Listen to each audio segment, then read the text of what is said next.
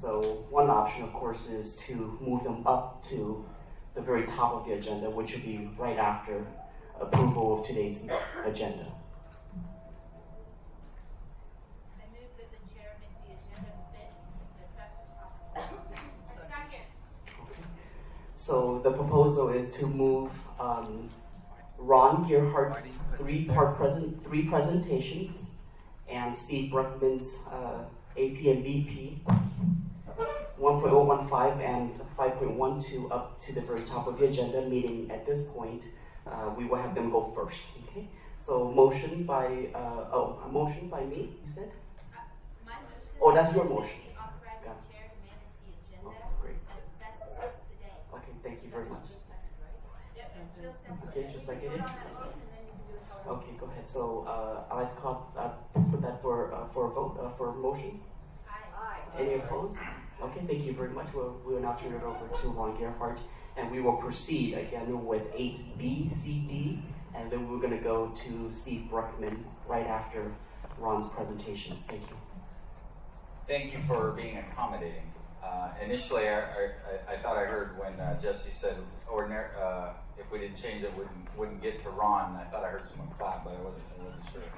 But anyhow, I was thinking about, or proposing to address the items in the order as listed in there, starting with Performing Arts Center, and then talking about the FICMAT report, and then hopefully spending much of, or at least 30 minutes of the time allotted to budget, and kind of going back over some of the requests of the PGC members.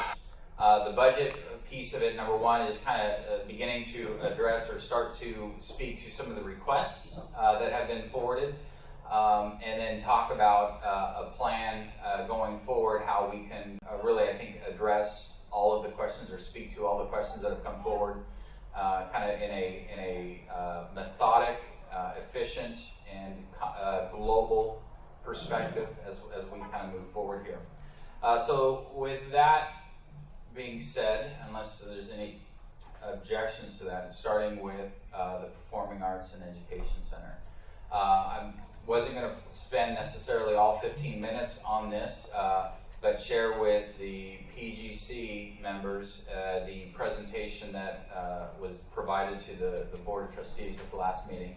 I think there are a few folks in here that were at that meeting, so this may be a little redundant, so forgive me here. But going through it, at the last board meeting, as I mentioned, if I could page down here,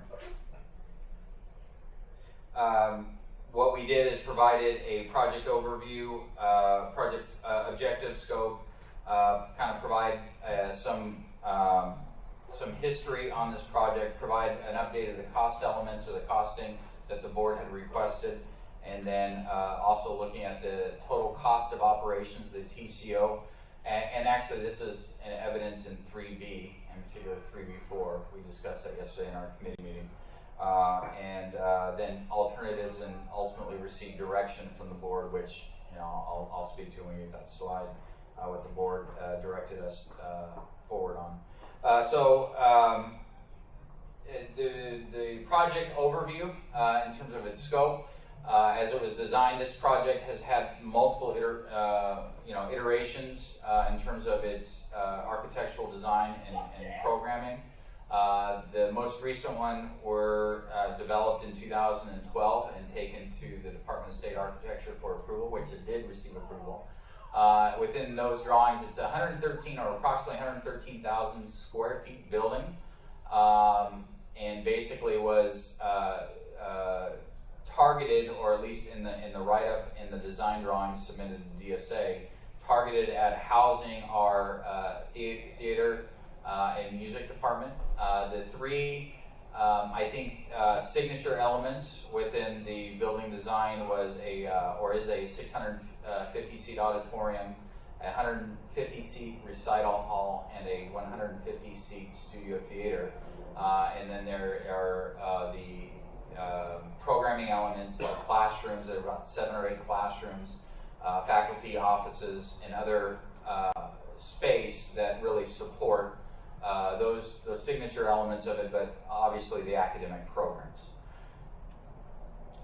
So we know it's the footprint would be adjacent or next to the MEB where we're here. We're in number 3 there. It would be building number labeled number 1.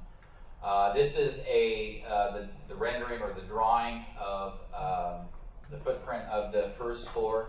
The 650 seat auditorium, obviously, number 1 is the large element within the first floor, and then number 2 is I believe, is the recital hall. I guess it'd be clear if I looked at my screen. Is the studio theater, and number 3 is the recital hall, and then the items, I guess, in a mustard color there are the classrooms. And you can kind of see, it's on the web page, you can see some of the other elements on the first page or the design. A rendering or depiction of the auditorium for a symphony or a music performance. The auditorium, again, with a theatrical performance. Here is the recital hall. So this is the 150, or the 150 seat recital hall for, as if it were a music performance being conducted or performed. Here's the second floor. The second floor is mostly made up of practice rooms, offices, faculty offices, and practice rooms. Down the main corridor, running up and down there are, I think, a grand total somewhere around a little over a dozen practice rooms. The faculty offices are up at the top right, I guess like a brownish color, dark brown color. So that's the second floor. Here's the concourse lining the front of the building, and then also provided some update in terms of FTES for the 2 departments together. The red or burgundy color are the last, I think we provided 8 years here, 2, 4, 6, 8, 9 years FTES for the music department, and the lighter tan color, if you will, the theater department. And then in a table form of productivity. Cost estimate. The major thrust of this was the board had requested that we go back and provide cost estimates or updated cost estimates on what it would, in today's dollars, cost the college to construct, to build those 2012 design drawings. And so going back to the original architect, they performed this work, I believe, beginning in December and concluded it during March when they had emailed or provided to me. And I met with them as well. We had a second cost estimate come in from the architect that is doing our facility master plan, again at the request of the board, and they came in approximately this similar amount. So the total cost estimate, this was a point of confusion at least for some, the total construction cost is approximately $127 million. Then when you add in FF&E, furniture, fixture, and equipment, about two, thank you, whoever has that. Here. Is that Simon? Oh, no, Grace. Thank you. When you add in the FF&E, the furniture, fixtures, and equipment, it gets close to approximately $130 million. The board had also requested a projected estimate based upon the programming and the square footage, what a likely total cost of ownership, meaning what would be the annual operational cost of this building to maintain it, keep it properly maintained so that it would live 50 years. The maintenance and engineering aspect of it was projected to be $565,000. So thank you. Oh, okay, there you go. That is based upon, or largely based upon, personnel costs that would be needed. Like, for example, the standard rule of thumb or industry rule of thumb in terms of custodial is one custodian per 35,000 gross square feet. given 113,000 square feet, it's approximately 3 custodians. Also have a building engineer that would be assigned to the building. So those are the kind of the major inputs into that 565,000. There's a few other ones, but those are the major components, the major pieces. The estimated utility costs based upon the equipment elements, the HVAC or whatever that the architect had designed. Again, these are coming from the architect. So their utilities estimate are based upon the demand of the equipment within designed within the building. They put in a contingency just for unforeseen items that may rise up. And then the long-term maintenance piece. The long-term maintenance piece is intended to be designed as like if you were to amortize this building over 30 years, from an accounting perspective, like a depreciation. What that is intended to do is, number one, if you set that amount of money aside on an annual basis over a 30-year lifespan or a 50-year lifespan, that pot of money would, number one, allow you to keep up with equipment replacement. So, for example, like HVAC systems generally have a lifespan of anywhere between 15 to 25 years, depending upon the system. So that when those systems fail at the end of life, they'd be able to be replaced out of that pot of money. In addition to that, too, whatever wouldn't be spent at the end of that lifespan, there would be a pot of money there that could be used to either significantly renovate, modernize, or perhaps replace the building again at the end of its anticipated lifespan. So the estimated annual operating cost of the TCO model is approximately $1.688 million. Seeing no hands. So funding alternatives, this part of it kind of went into kind of the history on what brought us here today and kind of where we're at with regard to the state funding as well as the 2005 bond funding that's available.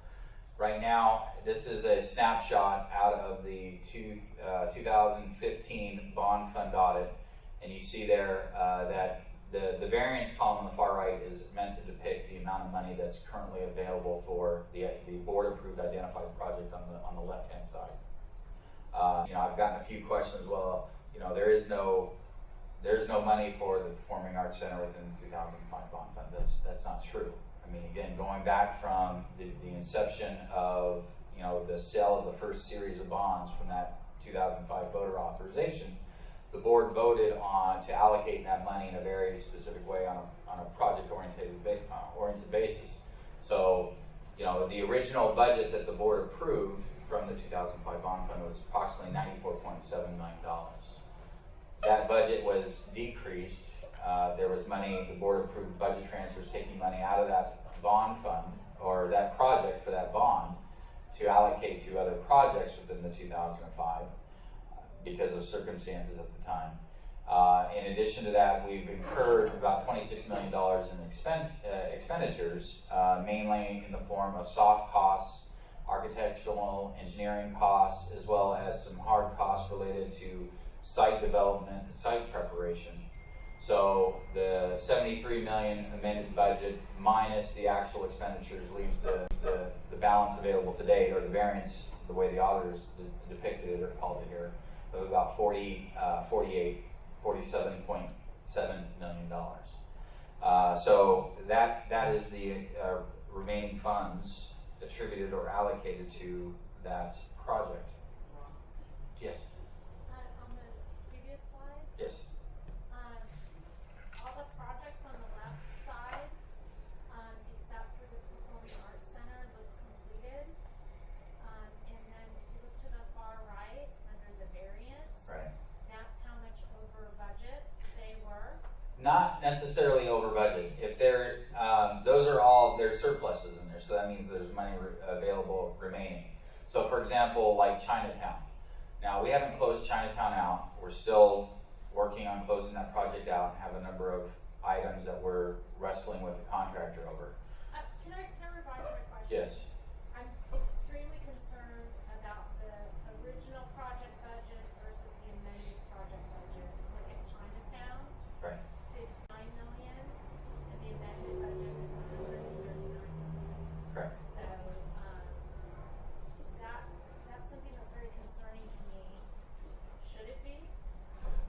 concerning? Yeah, Well, that's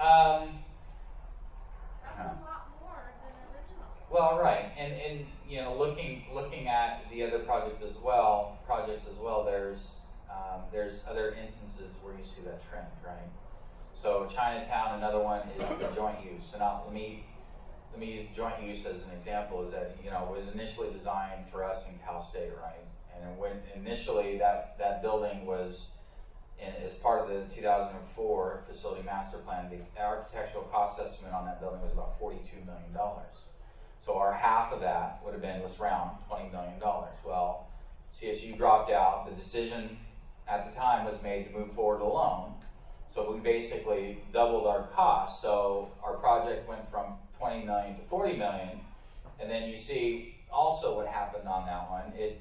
Because of whatever occurred at the time, it jumped from about 40 million to 71.3 million.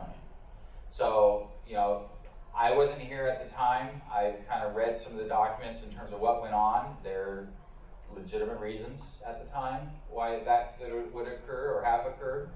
But nonetheless, you know, at the end of the day, it happened. And so because of that, it reduced budgets. We have finite dollars. Increase this budget, you reduce the other budget somewhere else proportionally, same amount. So because of that, much of that came from the Performing Arts Center, the stem cell building, and some other things. So just because I watched this exact same discussion going in front of the board, maybe what should be clarified, it's the way your slide is laid out. All the actual expenses are already spent. So the board spent a lot of time talking about resurrecting projects which had already been zeroed out because they were decided not to be made. What Ron, I think what you are trying to show is that there are $47 million that's been earmarked towards the Performing Arts Center that has not been spent, but in the variance over here shows how much money is still there that hasn't been spent. But it looks like what we're being asked. Respectfully, that was not No, yeah, I think Jill I definitely understand your concern where you're coming from. That's a longer conversation, but this is meant to speak to the Performing Arts Center. Right? I just don't want us going back up like the board and saying, let's resurrect. We already spent money, so those were mistakes that were made. We're owning up to them. Well, we have two more hands, Karen and James. Well, in the case of many buildings, right, these are, from the time they're conceived to the time they're finished, you know, there's a span of years, and costs tend to change quite a bit over that time. And you can't start by saying, well, we're going to budget for, you know, an extra 40% because we think costs will go up, but then costs do go up, so there they are. For Chinatown in particular, you may remember that one got snagged in litigation with the Hilton, and they had to redesign it from one building into two, and that I don't know what was involved in the court cases with the Hilton. So there were, you know, things can happen. We'd rather they didn't.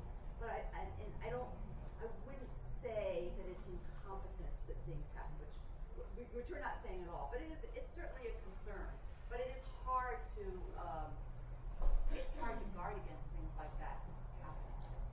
So again, I want to be respectful of time and how many more other presentations we have to do before these two gentlemen leave. But James? I was just curious, with 47 million remaining, obviously that's not enough to complete the building as it's currently projected. However, is there potential that it could be done in phases? Yes, and if I could speak to that on the recommendation piece, because that's exactly one element of what the direction given to the board to explore was. So, seeing no other hands. So, you know, initially there was some element of this in terms of state funding. Not to get mired into the details of it, but when we submit like a grant application, we submit a facilities grant application to the state requesting funding for a certain project. That grant application at the bottom is called a JCAF 32. So back in 2010-11, when we submitted this to the state for state funding consideration, and we received approval, this was a very small piece of a larger document that it had the budget that we presented to the state. At the time, we had requested from the state funds of $38.2 million.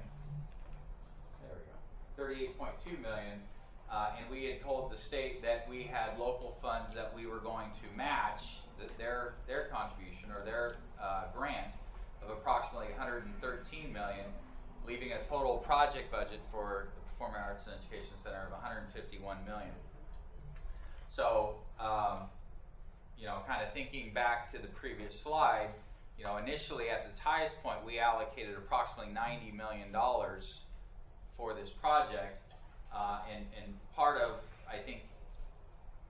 the discussion, at least in terms of the state approval, after they approved this was, okay, well, how is the college going to make up that gap of approximately $23 million dollars? But nonetheless, that's kind of water under the bridge now. So the funding alternatives, and getting to what we discussed or what was discussed with the board, just kind of jumping to the chase.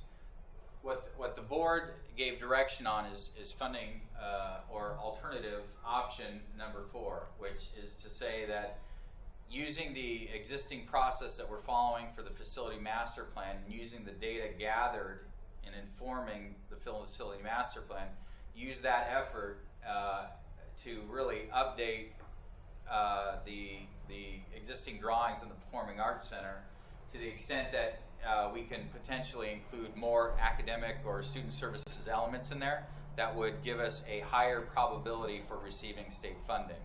And at the same time, and as James mentioned, there was also a discussion and a desire to explore,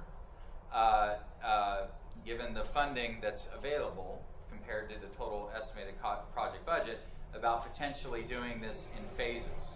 And so alternative option number 4 is the direction that the board had given us that we're currently are starting to go down. So again, just to kind of summarize is that using our facility master plan process that's currently underway, using that to see if there is opportunities to include more academic student services elements in the PAEC to allow us or give us a greater opportunity to get state funding, and at the same time explore, working with the architect, the ability to build in phases the building. So, ta-da. Thank you. Again, this is informational. I think it's here because again, it's such a hot field. We want to bring this topic back. So this is our opportunity. Certainly, when there are more discussions, we'll bring it back as well. So thank you, Ron. Okay. We move on to the FitMat, April 4th, 2016. So the FigMat report, here it is. It's on our webpage, as well as I think there was a link that went out to the broader college regarding, or a link to FigMat's webpage itself. I think that went out. It's also now on our PGC webpage, so I think we have it in enough places. And as everyone knows, just an overview, history here, is as part of the Leno Bill 860, it provided us stability funding for 3 years.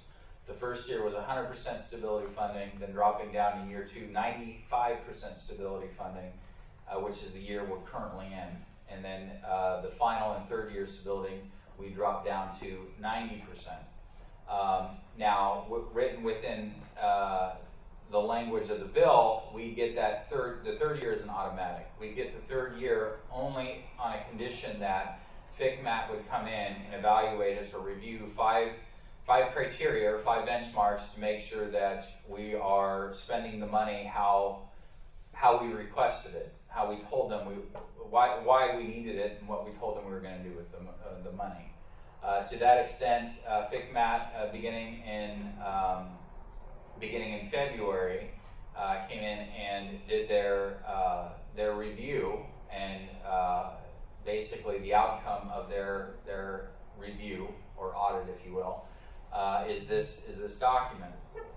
So without necessarily going into it in detail, the 5 criteria that they were looking at, and again, the criteria were written into SB 860 and included in the Statewide Budget Act, are these 5 things right here.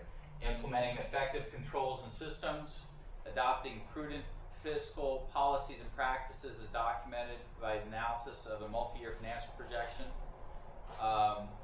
applying resources in accordance with the budget plan approved by the special trustee, maintaining appropriate fiscal reserves, and adopting a plan to address long-term liabilities, including but not limited to other post-employment benefits. So, jumping to the conclusion is that they found and they reported back to the state chancellor's office and the legislature that we indeed are meeting all 5 criteria. So therefore, we will receive the 3rd and final year of stability funding. Questions? This one is pretty straightforward, but if there are questions, certainly I want to give folks time to ask. If not, then we're going to move on to the multi. Yeah. Hi, Lord. For stability funding, where, in which programs can we go far for spending this money? I mean, what the criteria and where exactly? Does it have to go exactly certain programs or like facility or I would like more clarification about that. Okay, so the bill in the language doesn't require or specify exactly how, in terms of like programs at a program level, how we're to spend the money.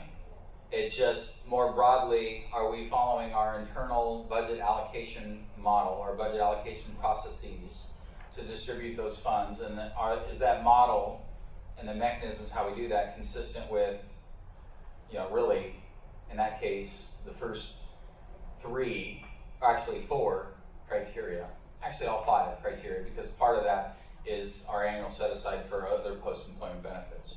So, the bill itself and the legislature hasn't gotten into the minutia in terms of allocating, $2 million to science, chemistry, biology, but more of, generically or at a 30,000 foot level, are we maintaining appropriate fiscal controls? Do we have multi-year projections or multi-year planning documents? Really at a governance or a 30,000 foot level. They're not going down, nor do they want to go down at a programmatic level. So can we have set budget to help and support like resource centers?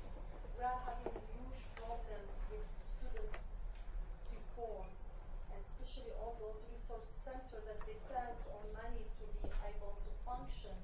Can we do something about that? Yes.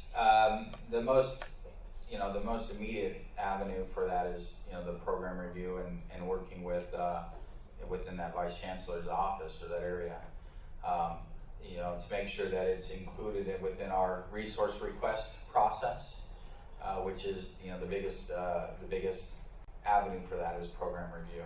So, yes. Seeing none, we're going to move on to the multi-year budget. Oh, yes. So, if I could, give me two seconds.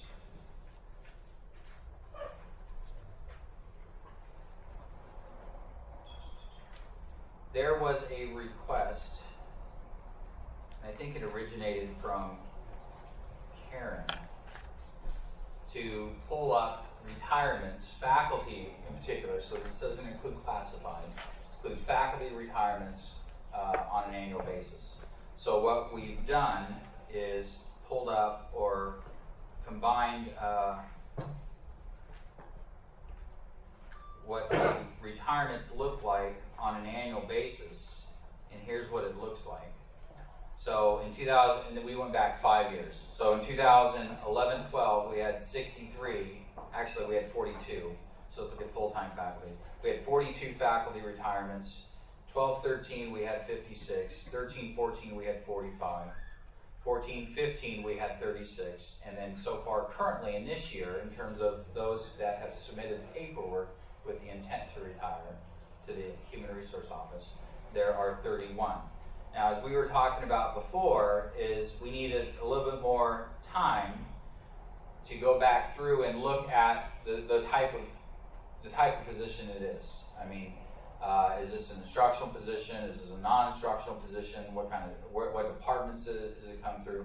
And so since then, we've had the ability to really provide this information, bless you, in a manner where we can basically discern that. So I actually thought I printed these off, but apparently I misplaced them. But I'll ask Grace to post it on the webpage. But over the last 5 years, we've had approximately 210 faculty retirees. So we've had 210, a grand total there. So over the last 5 years, we've had approximately 42, on average, faculty retirees. And then the areas that those faculty retirements have occurred in terms of departments are listed there on the left-hand side. And again, we'll email this out and put it on the webpage.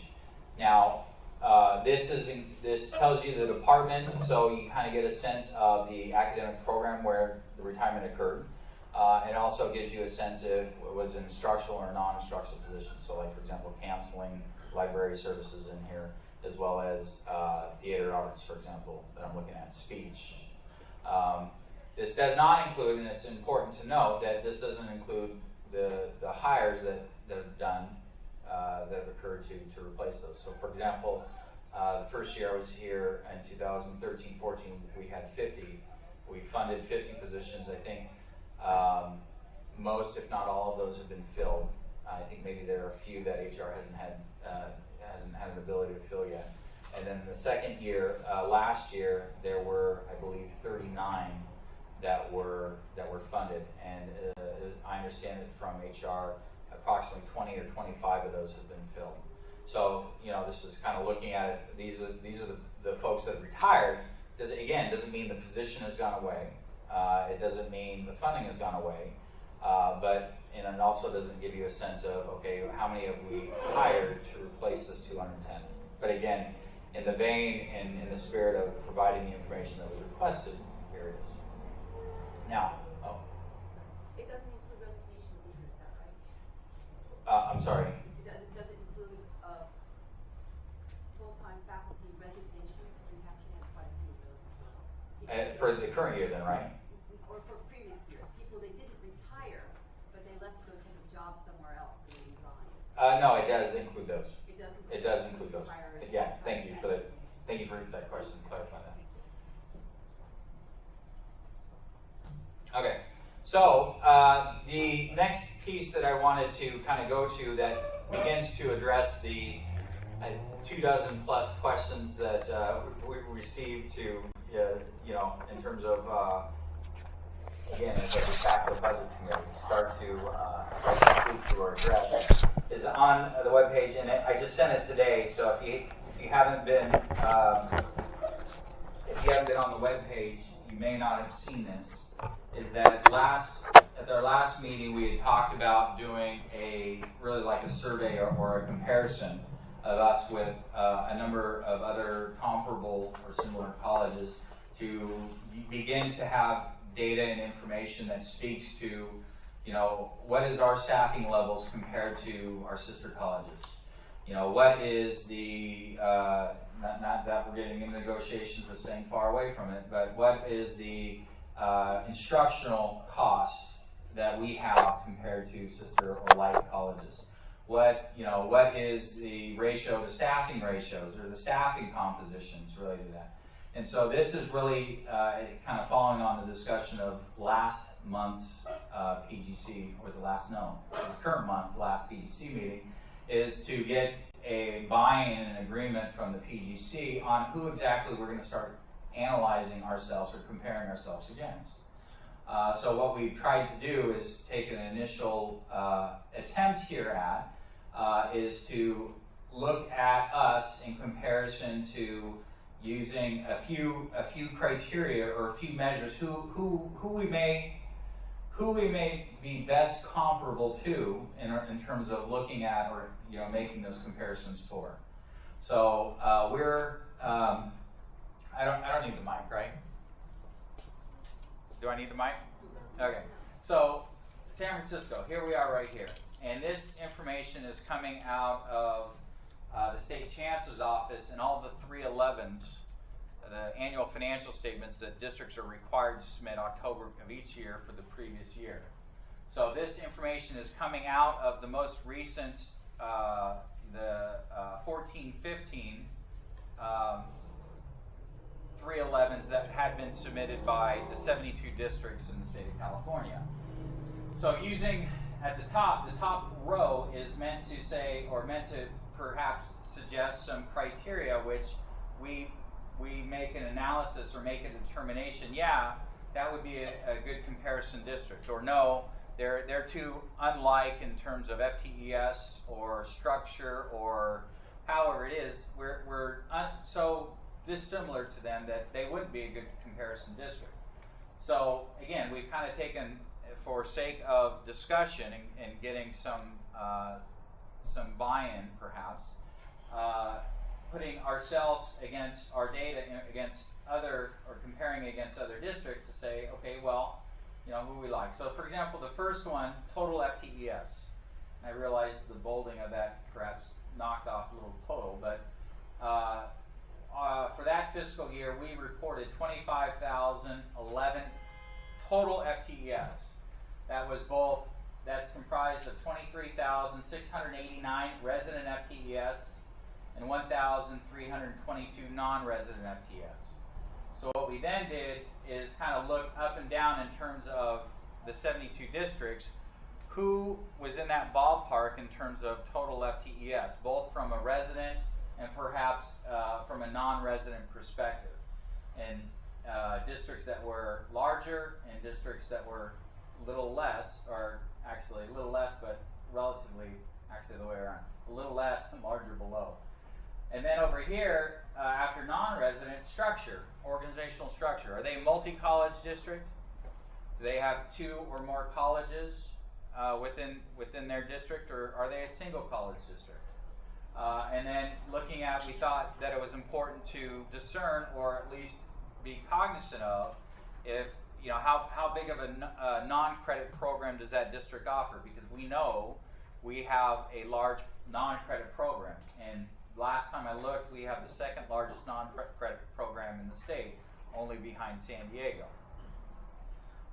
General fund, total general fund revenue, so these are dollars. This is both unrestricted general fund as well as restricted general fund, which restricted is categorical programs and grants. 209.8 million, almost 209.9 million. What does that look like compared to these other colleges or these other districts? And then ending fund balance, which is both comprised of unrestricted general fund as well as restricted general fund. A percentage of that fund balance against how the state defines it, or the state looks at it, it's the expenditures divided, or excuse me, fund balance divided by expenditures gives the percentage. And then the last criteria that we thought would perhaps be informative to discuss is the total amount of state categorical programs that district receives. Most of our state categorical programs are funded not on FTES, but on the number of contacts. So for example, with DSPS, it's based upon number of individual contacts with students, which would lend to, okay, how many students, depending upon whatever type of disability, recognized state disability they have, that drives their funding. For EOPS, it's head count, I believe, based upon first generation college student and other criteria. But again, that may perhaps lead to some insight in terms of student populations, that unique student populations we may serve. Even though other districts may have the same program, it may be much smaller or much larger than ours, which again provides some insight. So use this as kind of a diving platform to begin the discussion of who we'd like to compare ourselves, so that then the next round of this is kind of building on the data that is getting to answering many of the questions that have been posed by PGC. Can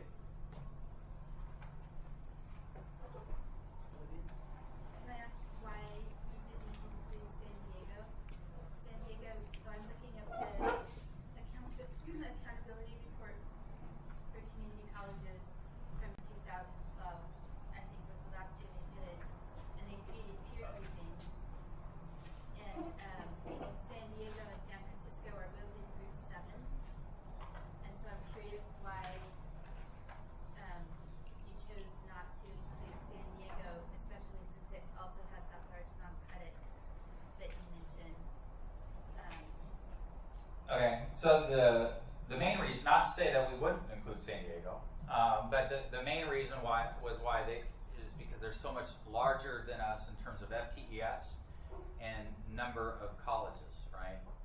That not to say that they wouldn't be a good comparison. We can definitely include them. But the goal, what I'm trying to get to, so that this project and this discussion doesn't become too overwhelming, is to try to get to a group of about 8 to 10 colleges or districts that we can compare ourselves, and not all 72, right? And so, yeah, if we're going to do all 72, this project may take 2 or 3 years. So I hear San Diego. How much FTES does San Diego have? I can look it up while you talk. Sure.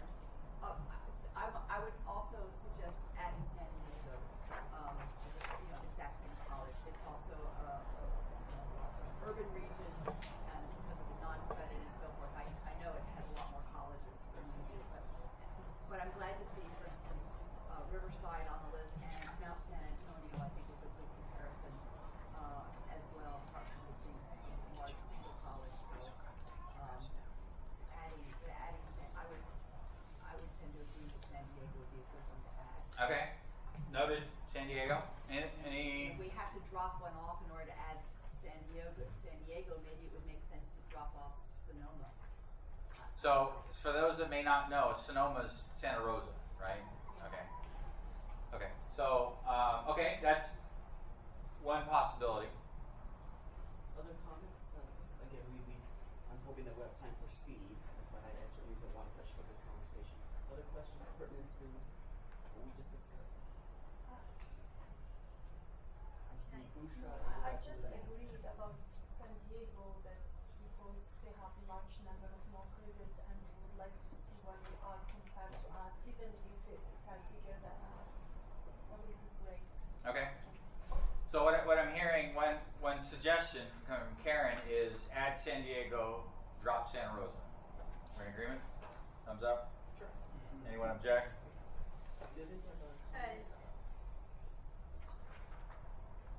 I would like us to consider the non-credit numbers as well, which advocates for the inclusion of Sonoma, because we have such a, I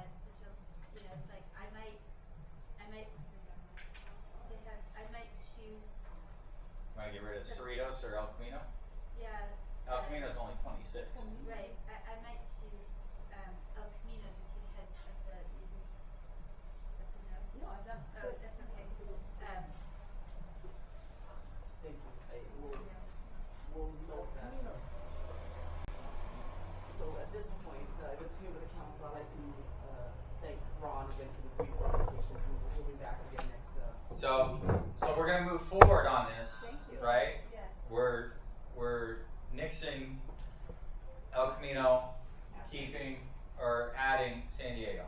And if you have to choose between the San Diegos, San Diego Miramar is in the peer group with City College of San Yeah, but we're Francisco. doing it by district. By district. Yeah, we're doing All right. Not to get all Okay, the then thank you. So thank you, Ron. I appreciate you providing again these follow-up information. I would Thank like you. to now invite Steve to at least tackle the first VP, and hopefully we'll have time for the second one. But thank you. So the first one up is BP 1.015 on student trustee, and we talked about it last time. And this time I did attach the ed code provision. Actually, I attached that ed code provision section and several more. So there's more pages, there's more material there that you probably need, if you at least on mine. It's ed code section 72023.5 is the relevant ed code section. 72023.5, and it's the first one that, at least the way it prints out for me, it's the first one in the group, and it's 1, 2, 3 pages. So if there are 3 pages of statute, then there are maybe 10 pages more after that are not pertinent. So it's just 72023.5. Oh, thank you. So this is the section that sets forth the rules and the opportunities for the board to grant certain privileges to the governing board. Probably, folks may want a few minutes to read it, but one of the things that I noticed on this is near the bottom of the first page, right?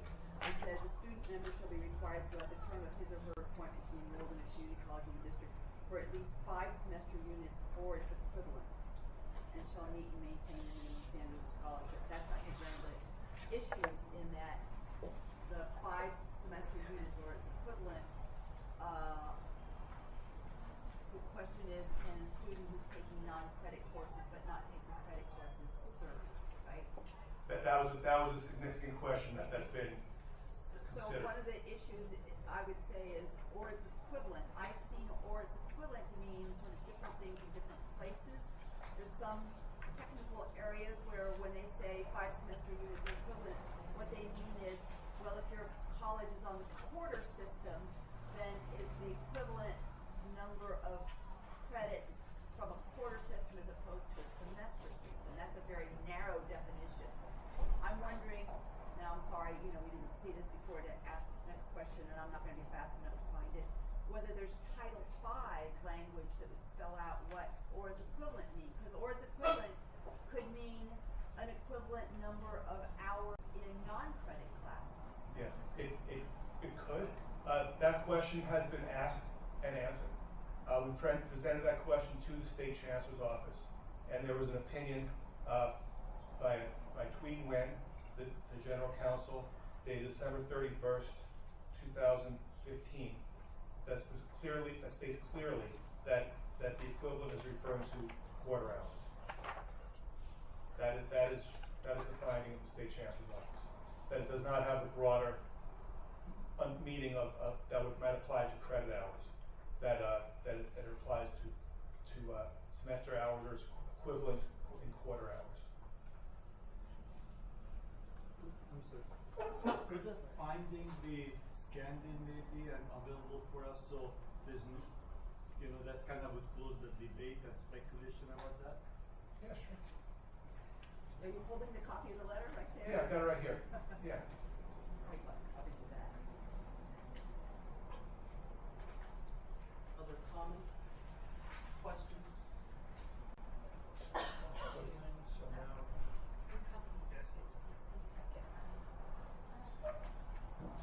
Where's the policy?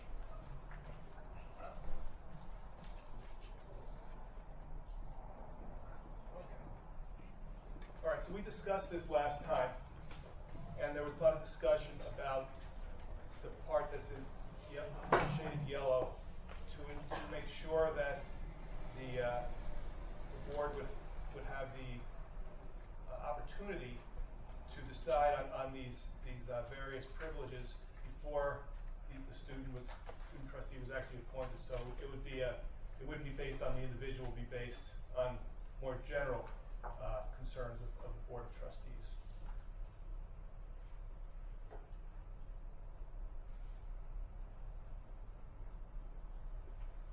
Lillian? So in adjusting that, it still says June 1st. It says on or before June 1st, and he had gone for like May 1st to make sure that it was done before. So it says June 1st, which is the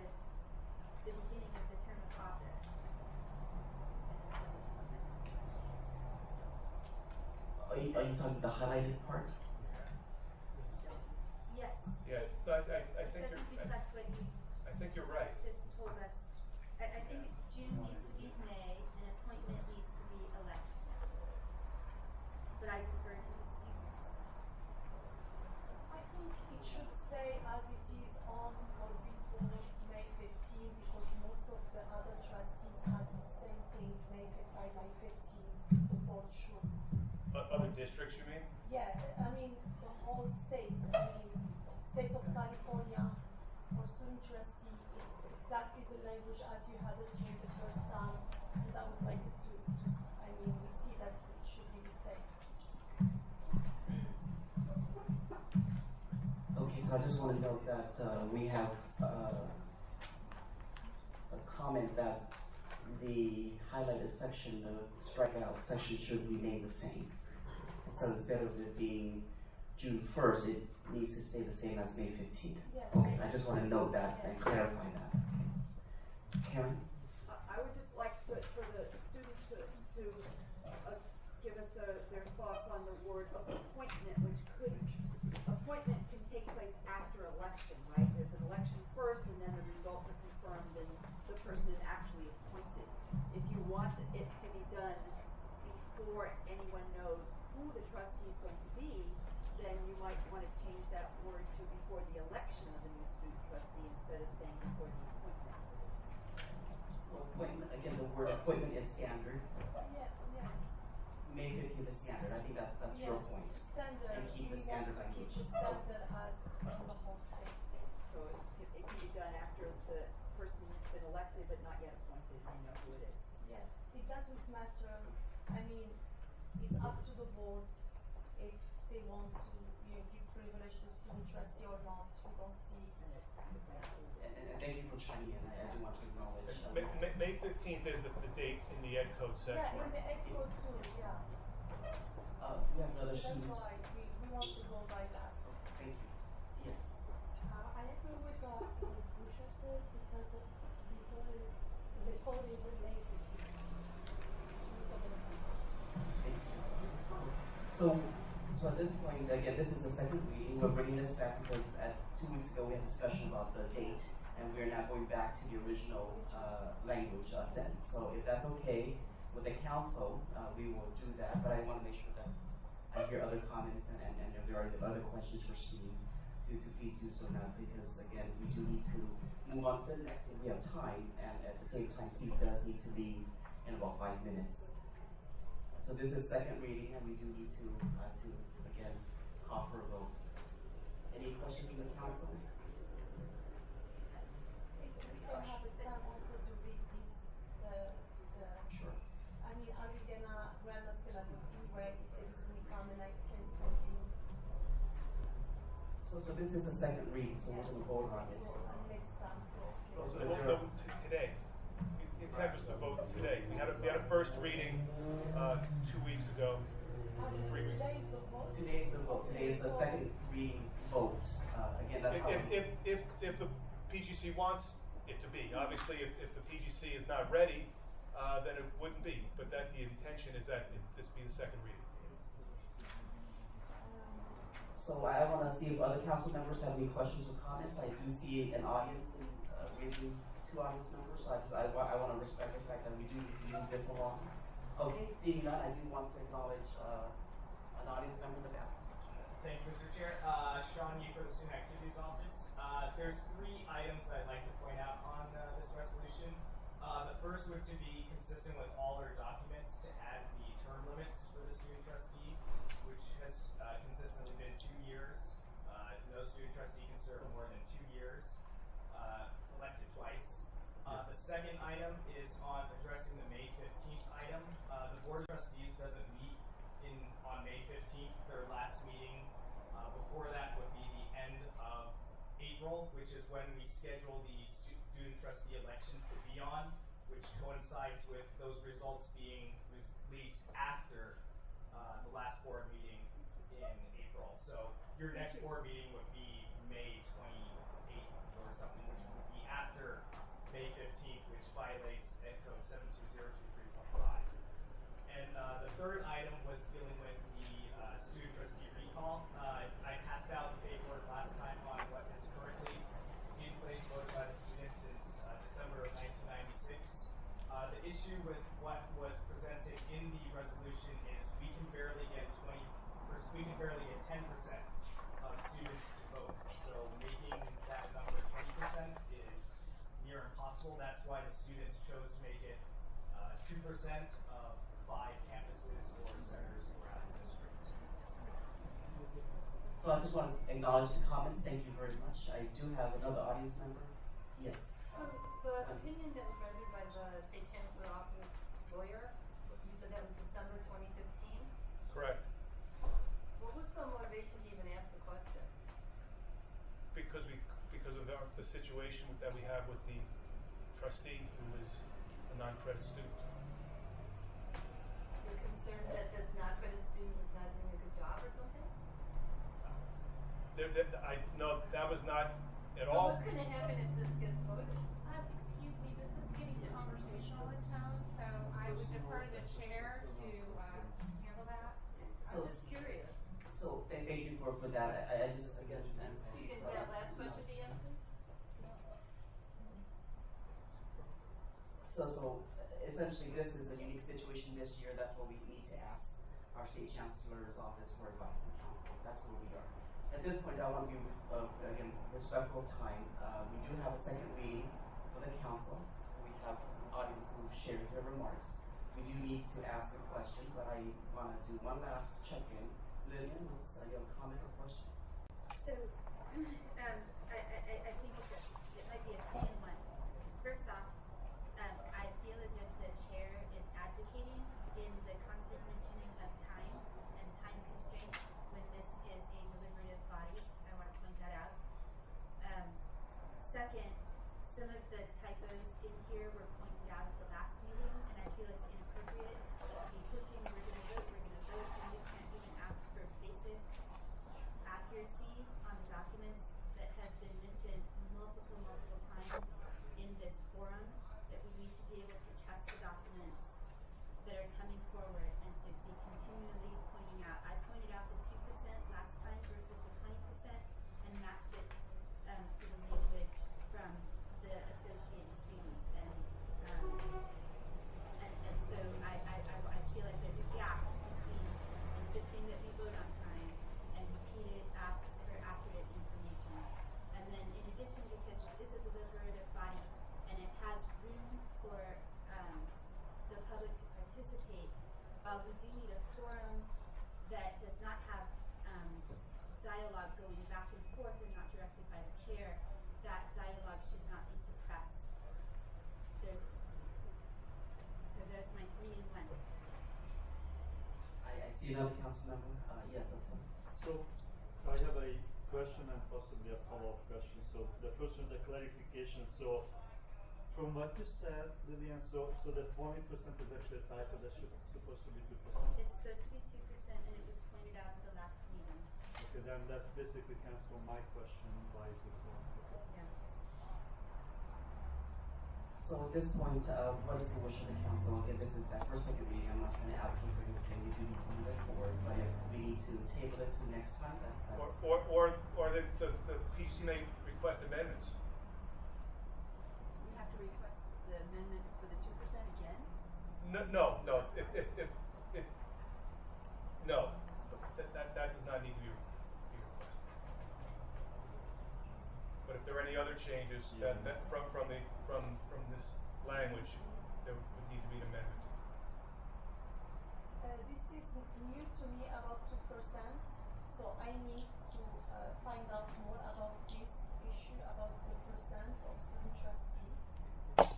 So there is many changes in the document. We did change our constitution, and I don't recall having 2% on the constitution about any students in the student government, about any things like that, or in the document that I found out on the website about our student governing documents. I don't recall or have seen any such thing. So there is different documents, one from 2013 and one from 1996. So there is So I will not recommend to the PGC to move this until I got from our advisor the right answers and get the documents. I do see two other And hands. and speak with the executive council. We are the executive council, and the student need to decide, not outside source. Thank you. So I see Chief and then I'll have to defer to the student and then I'll. Thank you. yes. Yes, I think I agree with Rafa. We need more time for review all the documents with our classmates, the students, and the associated council. So what I'm hearing is that this draft BP 1.015 needs to have the right language and to make sure that the students also have a chance to review the language and that there is no need to expedite this today and we will bring it back. That's what I'm hearing so far. So Chief? And that was gonna kind of be my motion. I think we need some clarity in the document. I do agree that we want to trust the document. There's a lot of things that need to be clean, but I would like to see some clear direction on what we want fixed in the document. We don't necessarily have to get it right now. We can email it, get it to Steve, so that we have a better shot at when it comes back. It's all clear what we discussed, and then the students as well can have the opportunity to do some research on things that they're not aware of. Attila, we'll come back to you. Attila? Yeah, just want to bring to the council's attention. I was one of the people who advocated that we should not go under the Brown Act, but since we are, I need to remind everyone that when we're talking about bid documents, just cannot be mentioned the document and none of the council member can see it or sees it. The Brown Act requires that every single member should have an access to those documents, whether it is a legal document or quotation from the state chancellor or constitutions, etc., and also should be sufficient number provided for the audience. The reason I'm saying that this was one of my DeFi, I thought this committee or council is definitely not going to be able to work within the Brown Act guidelines, but since there were insistence that it should go, then we should really follow it. So if I heard correctly, Chief motion, I second that. seconded by Bushra. Any other discussion? In support of what Attila just said, I think before it comes back, any information about council that has been, or opinions that have been gotten from the state chancellor's office should be included with the students' information. So that they have those opinions in order to research, make their decisions before coming back in front of the government. So at this point, Exactly. thank you again. I thank you very much for engaging this discussion. So we have a second motion seconded, and all in favor of taking this. Well, before the vote, I apologize for the error on 20%, but I don't have clarity on what else the council might want to change in coming back. Would come back with the same language, or is there a request for any changes? I would like to have one clarification. If documents going to be noted and coded in regard to this particular or anything in the future, if we do not have those documents, which technically should be supplied to us 72 hours in advance, we cannot vote on it because we're not following the Brown Act. So before it comes back next time, we need the state chancellor general counsel's letter. Whatever else going to be coded. Yes. Well, it was but to be specific. So we'll provide the letter, and the students will take a look at the 2% language. I need to discuss this item with the executive council and both of the member of the students from all student leader across the district, and that is our body. So this is concerning a student trustee, could be myself or future student trustee. So this is affecting us directly, and the input of the students is very important in this document. Thank you. Jill? I would respectfully ask to also involve the employees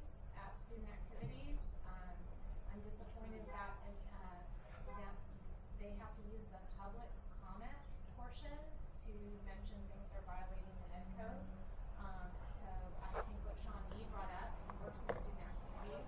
I would consider him more knowledgeable in this area than I am, and so I would respectfully ask to consider Sean's input in making this board policy clear and adhere to the ed. So at this point, I'd like to put the motion for vote. So again, this is a table, BP 1.15 we get additional materials and feedback. So all in favor of tabling this, please say aye. Aye. Any opposed? Aye. Any opposed? Any abstention? Please, for the record, show 3 abstentions. Michael, James, and Jill. Okay, thank you very much. Motion passed. Okay, at this point, you need to go. Yeah, I need to go. I'll just mention that on board policy 5.12, I wanted to make one correction to be consistent with what was presented last time. In board policy 5.12, if you look at the first sentence, second line, proper financial obligation to the district should be added.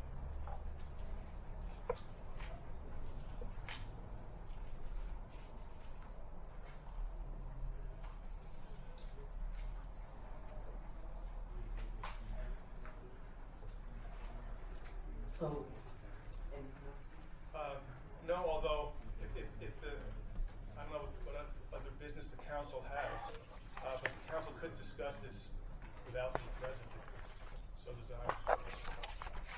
So for this point, again, to the district needs to be added to the financial obligation right after that. And are there questions for Steve before he needs to leave? Steve, how about the time for registration? What I meant is in the same semester. Like, for example, some classes start only 1 month and a half, and students are blocked to register until they pay those fees for that credit, 2 credit or 3 credit classes. What we are requesting is to give students sometimes until the end of semester to be able to register in the middle of the semester. Right, and I had a conversation with the chancellor about that. And what? She did not want to make that change.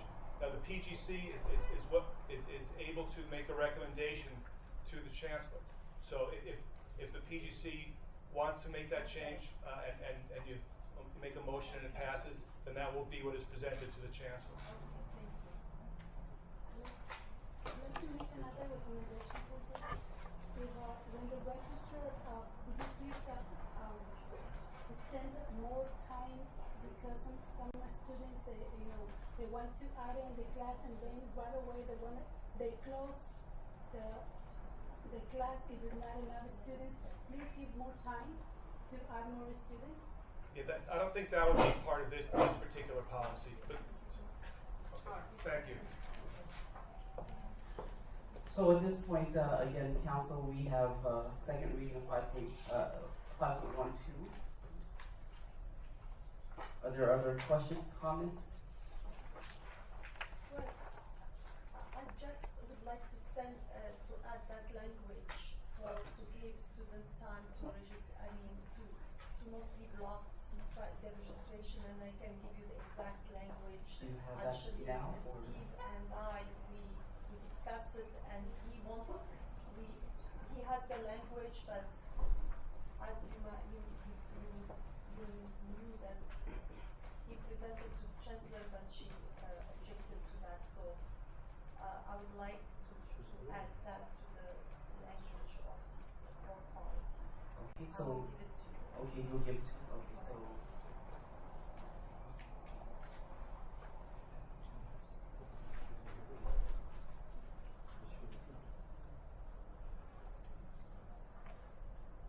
So we'll talk about BP 5.12, and there's a request to add additional language.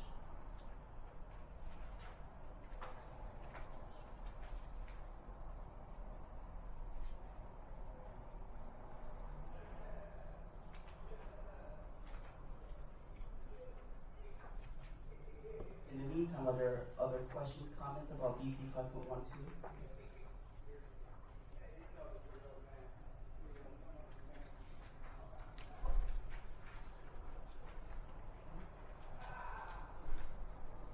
So it's okay. Well, we can come back to that. If are you ready, Musha? Yes. It is the language. Student or former student. Where is this section? Oh, the section is gonna be after the beginning student or former students, and after registration privileges withheld. We say, however, privileges will not be withheld. Hold on a second. Let's slow down. So, however, privileges. However, privileges will not be withheld until the semester following the semester in which the obligation was unpaid. Okay, let me catch on to that. Privileges will not be withheld until the following semester? Will not be withheld until the semester following the semester in which the obligation was unpaid.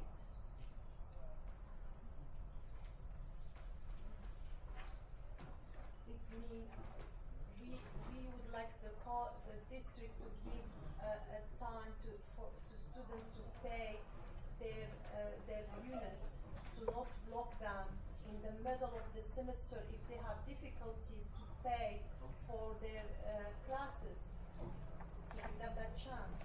So I just want to read that sentence again for the council, for the audience. So again, it's not up on the screen. So after the first sentence on BP 5.12, after the first sentence, the request to add the this sentence, this is the specific sentence. However, privileges will not be withheld until the semester following the semester in which the obligation was unpaid. Okay, so that's the request to be added to the end of the first sentence, first paragraph.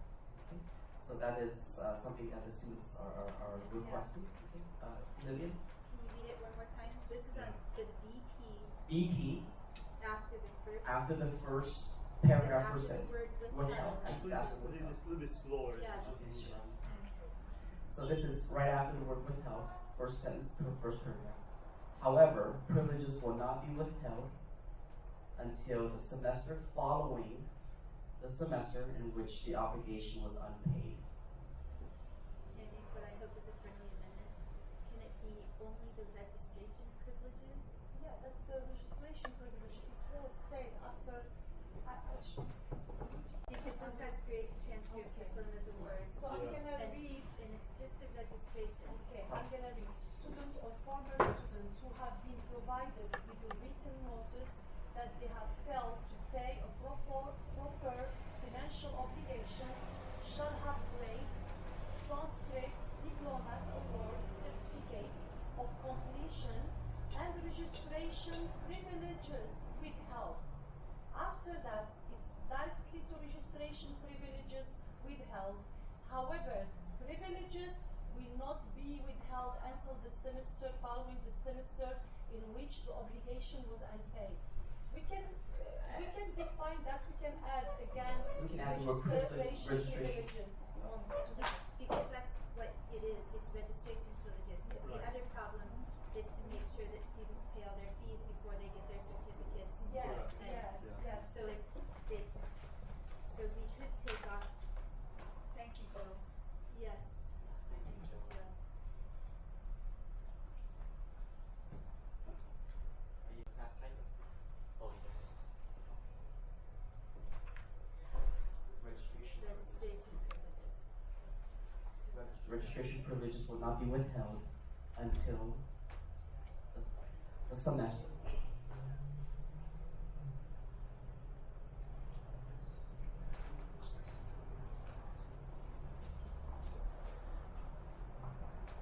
Following the semester in which the obligation was unpaid.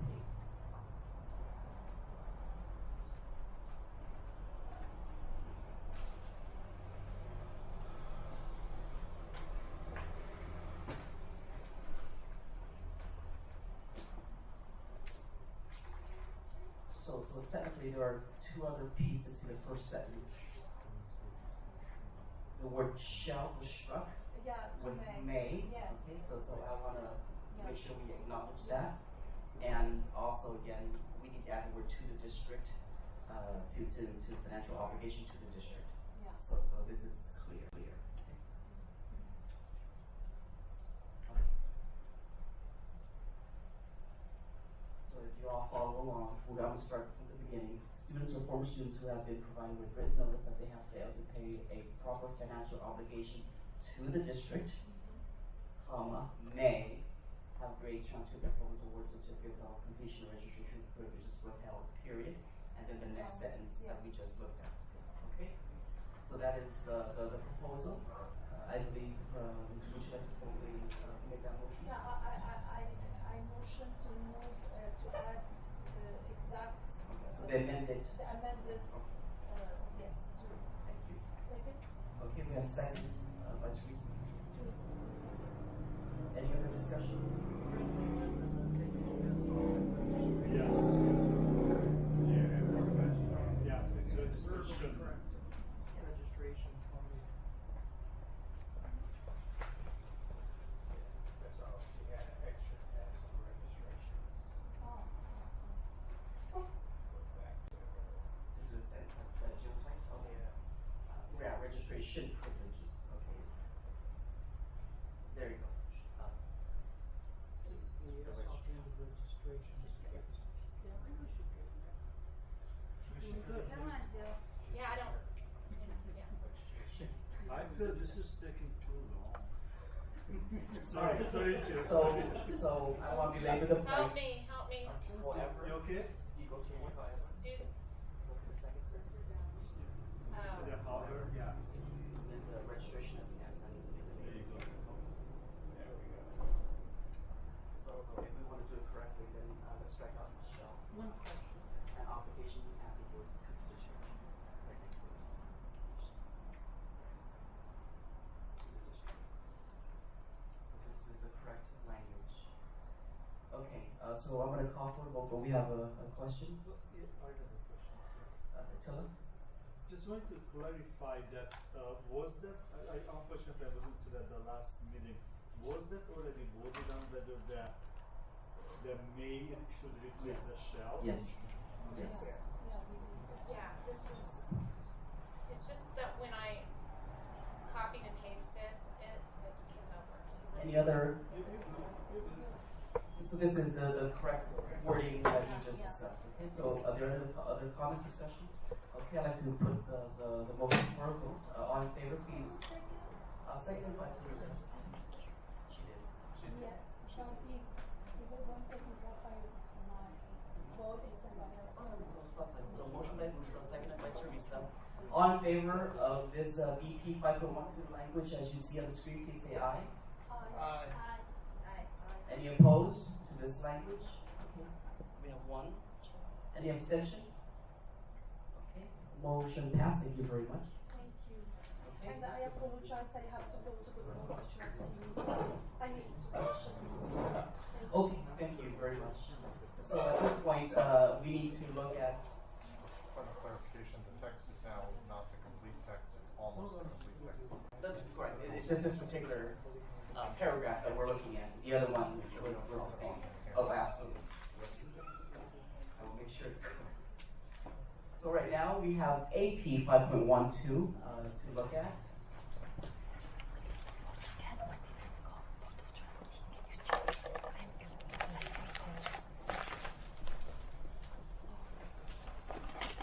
Okay, so again, this is the accompanying administrative procedures. And the key change here, we'll get to it, is in the first paragraph, A, the Vice Chancellor, student development may withheld. We'll get to it, and you can see the language, but it's in your packet. Which one is this? AP 5.12.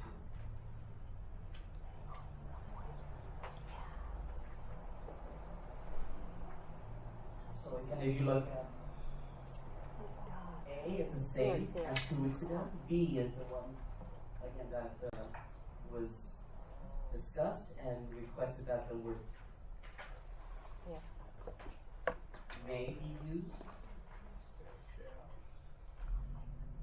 instead of shall. And the others remain the same. So that's the only changes in B, the word may. What's your thoughts? Are there discussions, questions? Just checking, so that as from the includes will be dropping include, or would it make include? Dropping S. Yeah.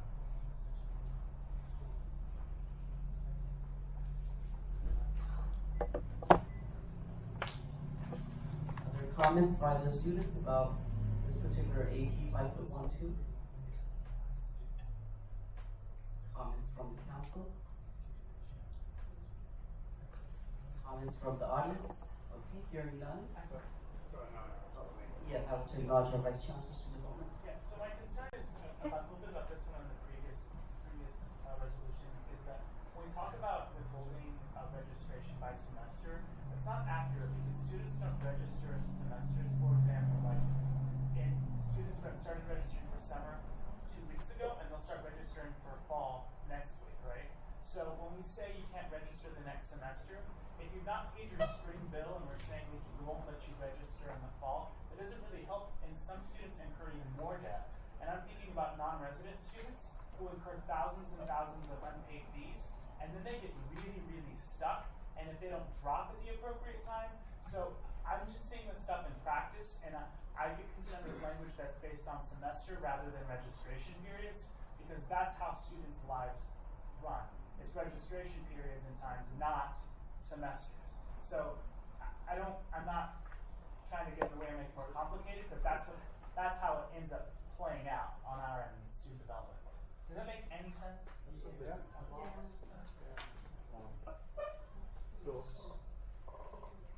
Is there specific So I think we need to recognize Teresa Melendra. She's a council member here. This is just the first reading or second reading? This is second reading. Are y'all going to vote on both? We just voted on BP. Right. Are you going to vote? Okay. I just have some feedback, so I'll just have to figure out how to get it in. I don't want to jump in. And again, again, I want to make sure there's enough discussion around AP 5.12 so that we are comfortable with it. And I do want to acknowledge Joe's comment as well, but I see a council member. So actually it goes along what you said.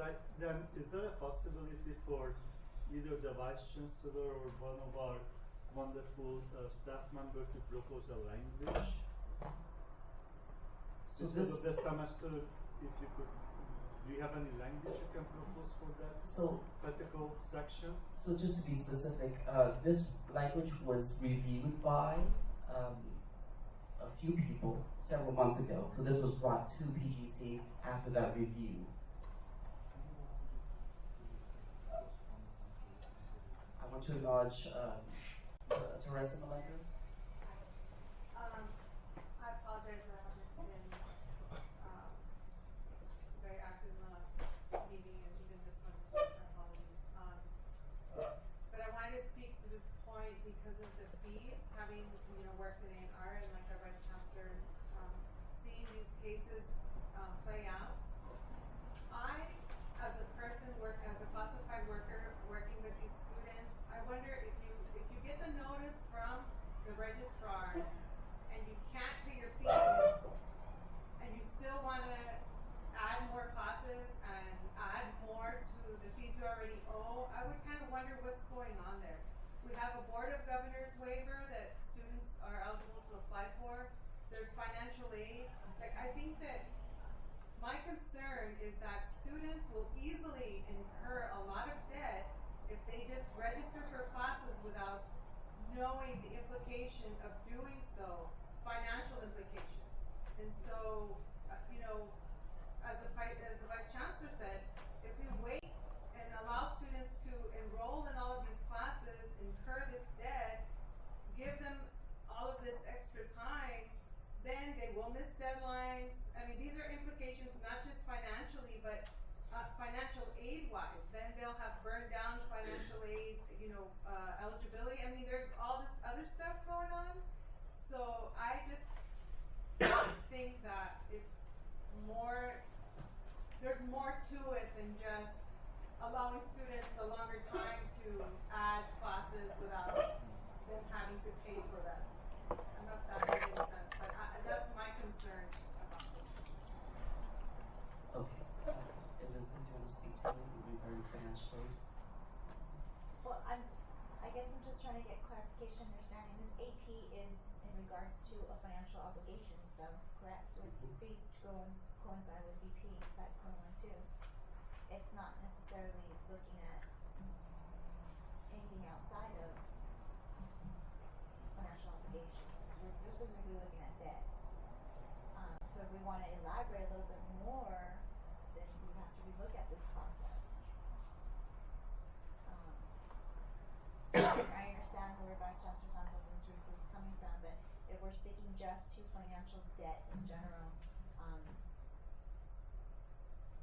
then it's in line with BP. But if we're trying to elaborate and do it more than what it is, then yes, it's going to require a lot more with steps, what they have to do before they incur a financial obligation. But if that's the council wants to take, we can do that. Yes, Lily. So I have a question to everybody who knows how this works. So is it so the issue is that a student is going through the semester and they needed to pay for their classes, right? And they added classes and they have a bill that's due. And at some point that bill is due. Is that bill actually due after the date when they have the opportunity to register for more classes? It's due before the opportunity to register for more classes. But I mean, like, even the timeline, even if I don't want to register, I sign up for classes after the first day, because otherwise it's due on the first day of instruction, right? But it's after the first day. So, and before the last day to file for a refund. When's the last day to file for a refund? That, do you see what I'm saying? Like, I think from these students that they're being told when registering before they're totally obligated to pay off their debt.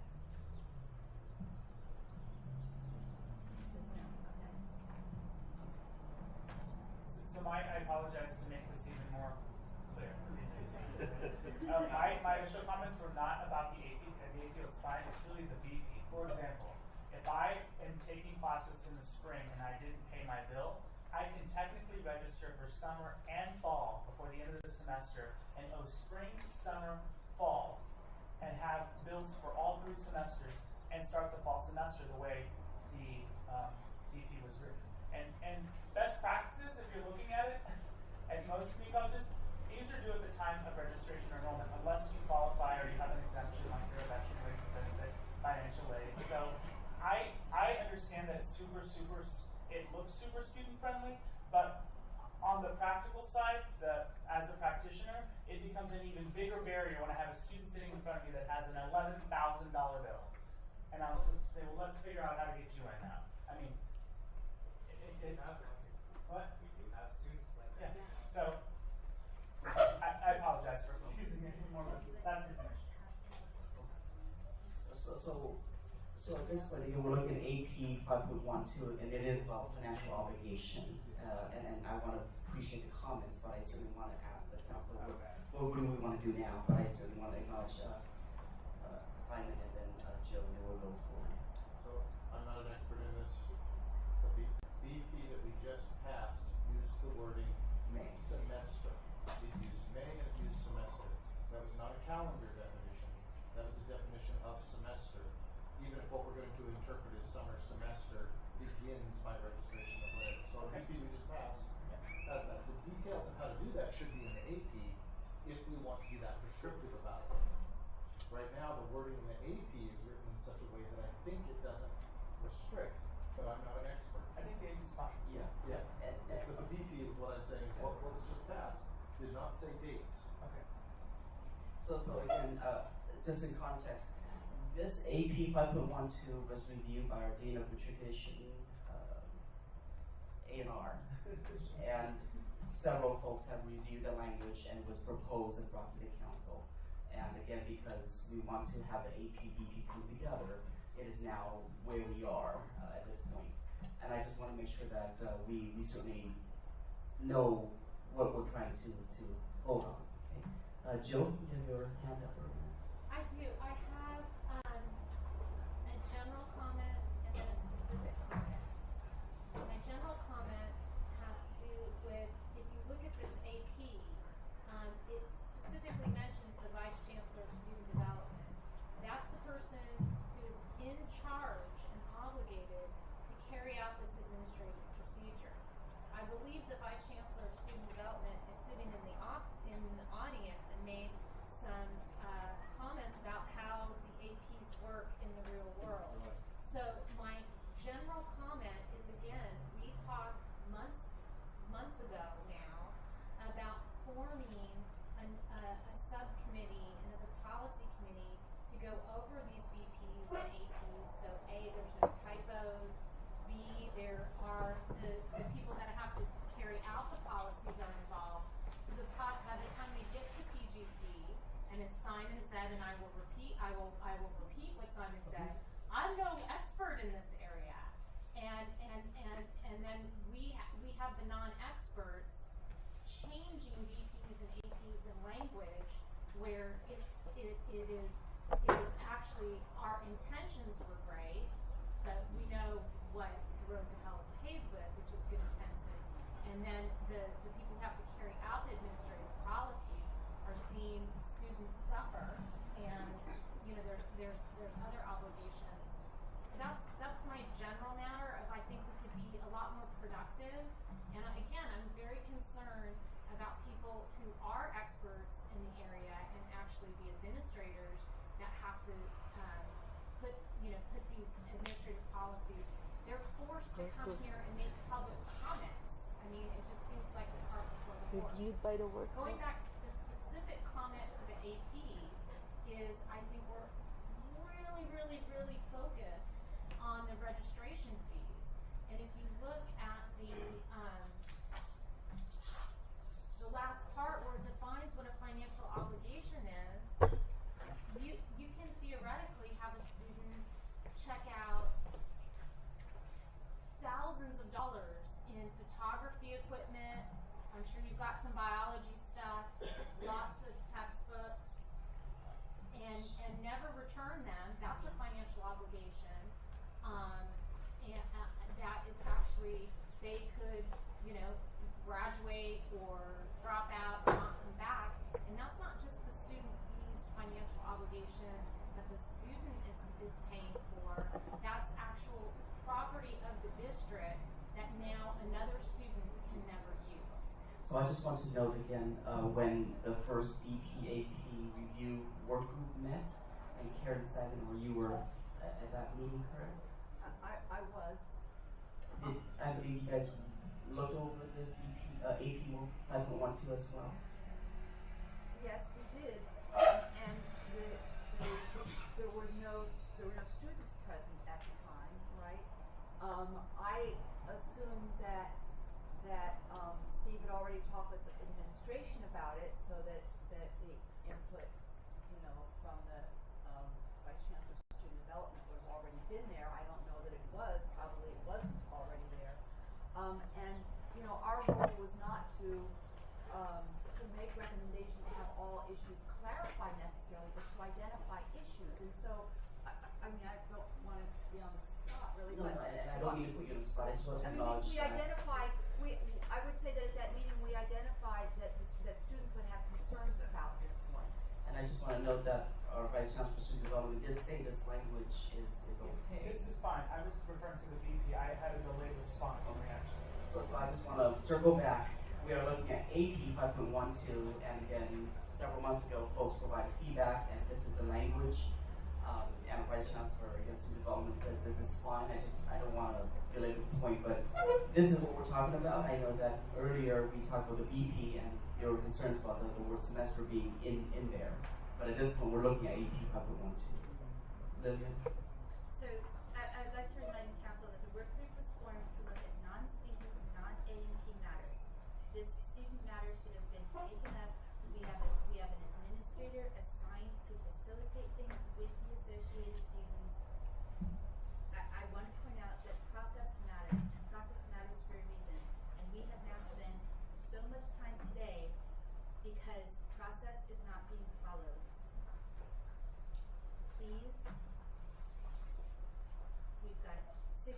people at this table. So what is the wish of the council at this point with regard to AP 5.12? There seems not to be an issue with this particular one. I don't know that the students have raised it. I think our question gets back to the other. So I'm not quite sure. I mean, Lillian's point is well taken, but again, we don't have issue with this, so I don't see why we wouldn't want to vote on this. Maybe. Yes. Maybe it's not specifically about the dropbacks. It's about the, I disagree because today, the board meetings is the same, almost same time. I think the student trustee, she need to be here. We need her. Or understand more about the document and she explained to us. I think next time is necessary we care about this also the meetings is different times, please. James and Attila. So, no authority here. I'm just curious. We voted on the BP. In light of the information that we've just received and given us some time to reflect, is there a possibility that we can reopen that discussion that we just voted on to the AP and either table it until we get language that is less problematic? I'm just, because what I'm hearing is that the way it's written now, by putting the semesters in, is potentially putting students at risk of accruing massive debt, which I don't think is the intent of why people vote. So again, procedurally, the council took a vote. And I'm asking, can that be undone? Okay, I see two people who have comments to say. So let me get to Attila first, and then we'll get back to the audience. Yeah. So basically, I think the question is, can we vote to rescind the previous vote to possibly for the BP to possibly review it? I don't know. recommend that the chancellor have the opportunity to not accept our recommendation and in the process talk to whoever it is that he needs to talk to make it clear that this is right. Or revise our recommendation. Or revise it. Thank you. Consultation did So I want to acknowledge two hands. Yes. So Karen could double check me on this, but I was going to say a member of the council that voted in the prevailing side of the previous motion can move to reconsider that motion to revise or strike it down if need be. And does Lisa have other? That's exactly what All right. So again, I don't want to. We spent a lot of time on this, and I again want to do the right thing. What is the wish of the council? We don't have a motion yet, so Olivia. I move that we do two things. That we table the AP until the BP comes back and until our trustee is here for consideration, and that we let the vote on the BP stand and let the chancellor work out whether she agrees with the recommendation or not. We are free to make mistakes as we go along. That may be one of them. Okay, so we have a motion and seconded to again table AP 5.12 until the next meeting, and to let the BP 5.12 vote stand and go from there. So we have a motion and seconded. Other discussion? Attila? But I just wanted to make sure that whether in the minutes or somewhere it's reflected that Lillian was saying BP regarding the BP that the chancellor has a chance to review it with the vice chancellor of student affairs and make the appropriate changes. That's a friendly amendment. That was a friendly amendment. Okay, thank you, noted. All right. So at this point, all in favor of the amended motion, again, to table AP 5.12 and to allow BP 5.12 vote stand to recommend to the chancellor to talk it over with the BCSC, please say aye. Aye. Okay, any opposed? I'm opposed to the second half, I suppose. So that's kind of good. I'm fine with the BP going forward. I'd like to see us vote on the AP since it don't seem to be any problem. So kind of just be clear on that. I'm voting no on not passing AP. Alright, so opposed for that motion, we have 1, 2. Is that, am I We good? voted, we didn't vote, there wasn't a motion to split the results. No, Oh, no, okay. it's Oh, okay. it's a together one. So again, please, one more time, in favor of tabling AB 5.12 and let BP vote stand. Please say, please. Aye. Hands up. Any opposed? I'm opposed. Yeah. So opposed is 1, 2, 3. Any abstention? Grace, you have 1 abstention. Michael? Okay. Thank you very much. Motion passed to table AP 5.12 and the BP vote stand. Thank you. Would the council like a 5-minute break? Yes, please. Okay, let's have a 5-minute break. Thank you.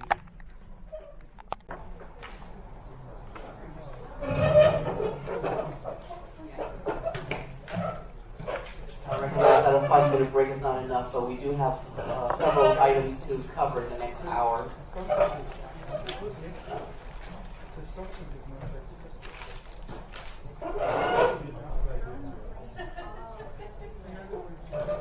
So at this point, we're going to go back up to the approval of the March 7th minutes.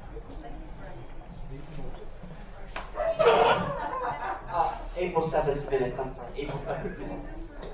Hey folks, April 7th minutes. I wasn't here, so I can't say anything.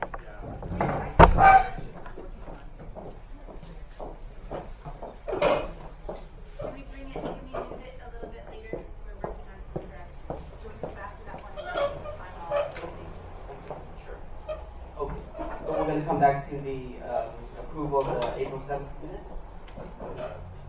We're going to go down to the next item, chair's report. I have 2 things to note. The first one is the draft updates and plans to be presented to PGC. It's in your packet, I believe. So again, this 2-page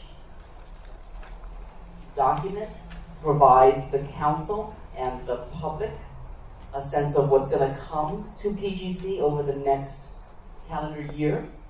So this is a working document in the sense that we're going to be adding reports and plans, and we're going to be moving things around. But I want to make sure that, again, you have a sense of what's going to come to the PGC in the next 12 months. So it's a separate handout, and I'll make sure that you all have a chance to review it or look at it. Grace, do you work? Oh.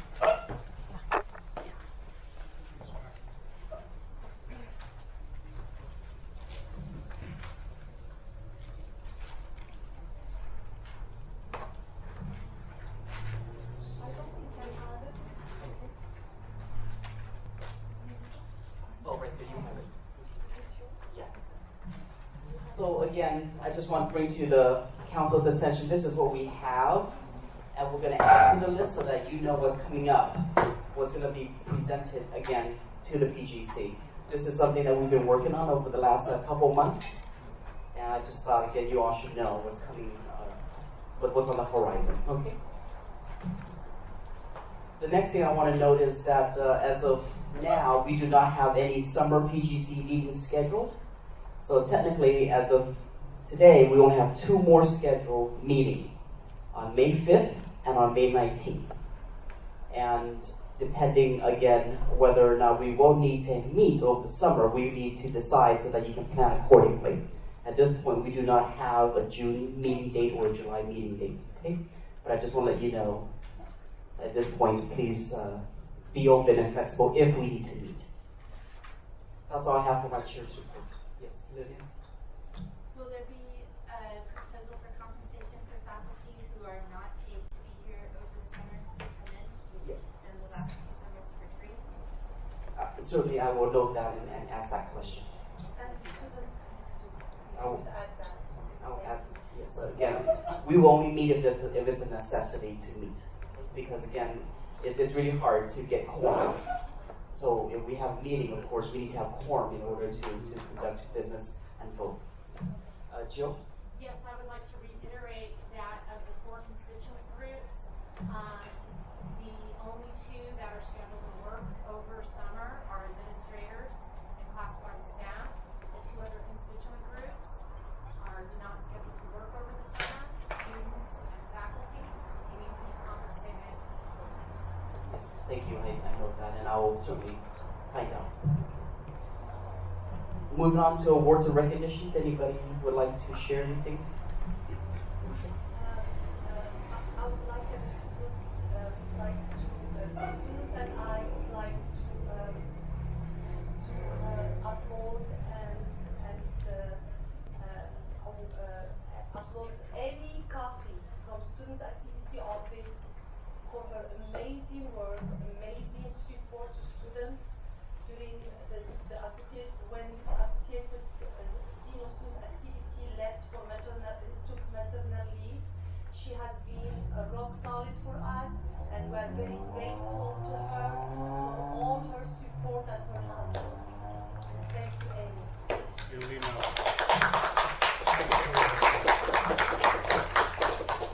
And Amy is in the audience, so thank you, Amy. Any other awards and recognitions? Thank you. We're going to move on. We're going to move back up to the approval of the April 7th minutes. So there are corrections or edits. So I would make a motion to approve the minutes with an addition, I guess. And that is under the section 9, which is miscellaneous reports and updates. I would like to suggest adding section D, enrollment management, and the text for that would be, and I just wrote this for you, right?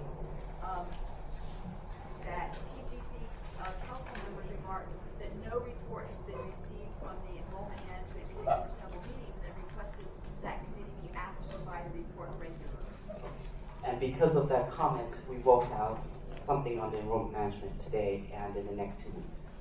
Great, but I'd like the minutes to show this. So if you can please repeat that again so that the council knows. And please send that language to Grace. I already have it written that I'll send it to her if it gets approved. It would be enrollment management.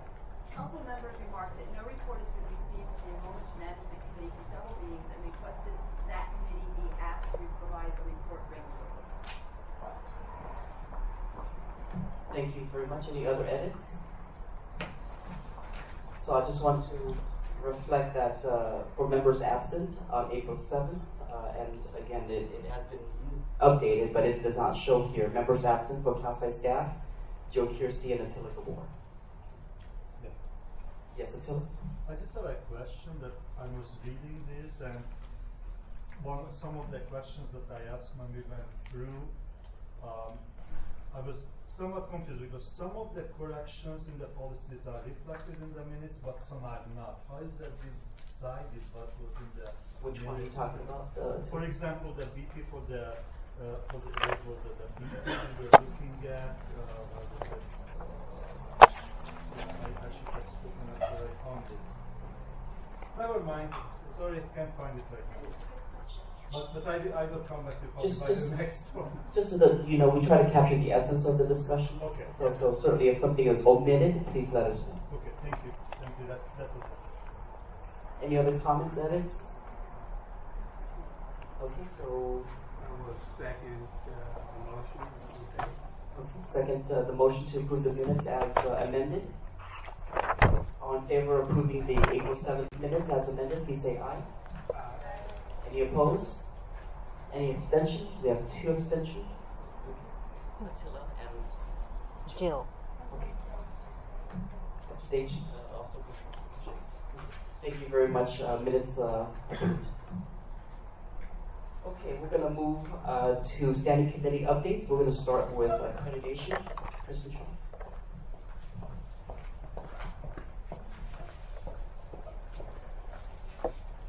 Hello. Good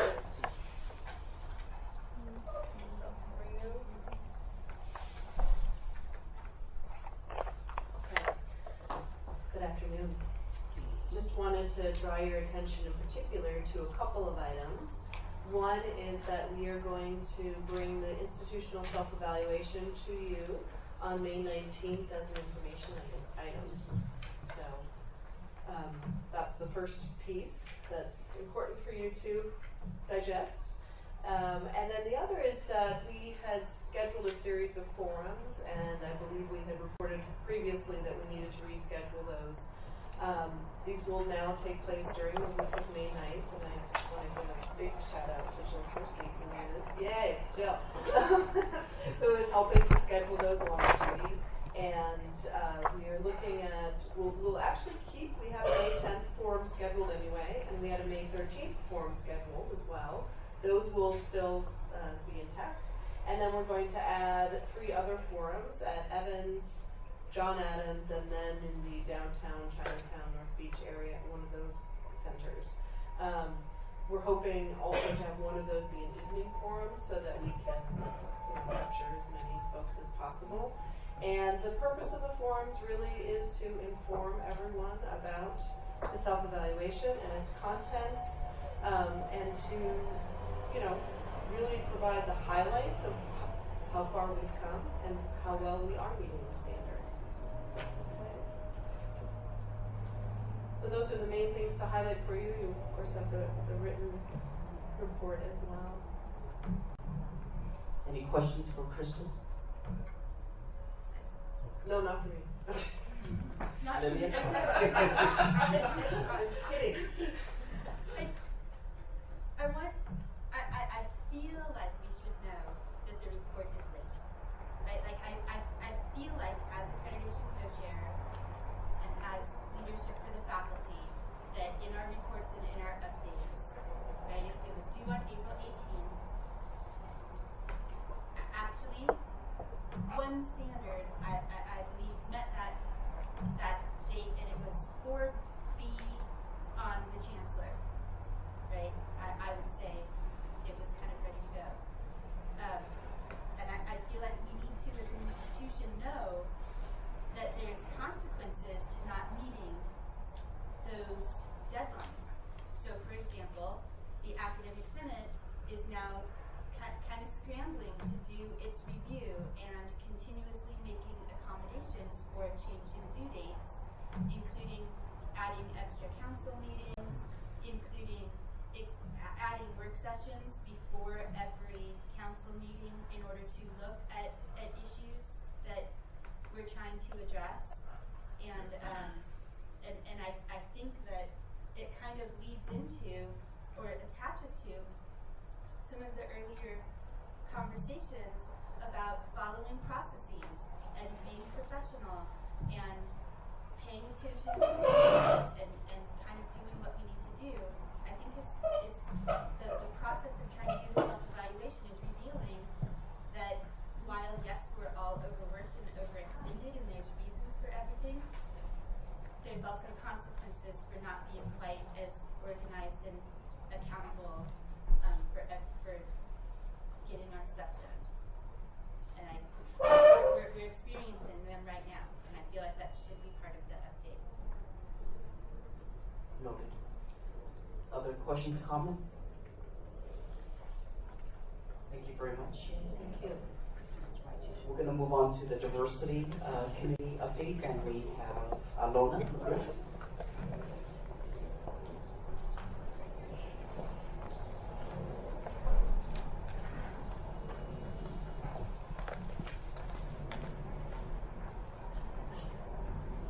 Afternoon, thank you for allowing me to make our committee report. We met on, the diversity committee met on April 12th.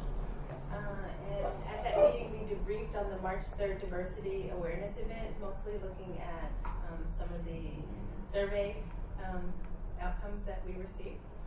And then also we planned, we began to have the discussions about planning our diversity events for the next academic year. And we also began to determine what our committee goals for the next academic year, what those would be. pretty much what happened. Any questions? Yes? Is this also updated in writing?